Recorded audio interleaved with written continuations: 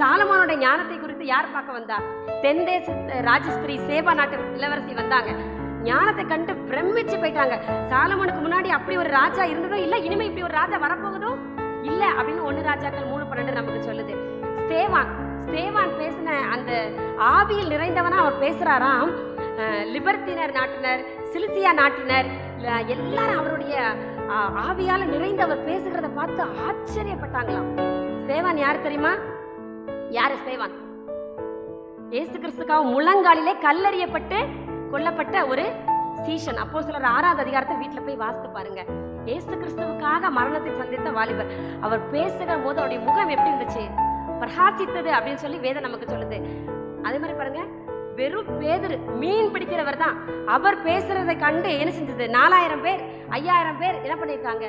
ஏன் நம்மளால முடியாது? படிப்பறியாதவர்களும் பேதமே உள்ளவர்களா இருந்தாங்களாம். அவங்கள தூக்கி தலை சிறந்து நிறுத்தியது எது தெரியுமா? இந்த வேதாகம் தான். இன்னைக்கு நம்மள உலகத்துல ஒரு தலை சிறந்த மகனாக நம்மளை உயர்த்தணும் அப்படின்னு சொன்னா நீங்க நிச்சயமா எதை படிக்கணும்? இந்த வேதாகமத்தை நீங்க படிச்சே ஆகணும். படிச்சா உங்களுக்கு நல்ல ஒரு வழிகாட்டு மொழியாக, ஞானத்தை கொடுக்கக்கூடிய ஒரு புத்தகமாக இது விளங்குகிறது.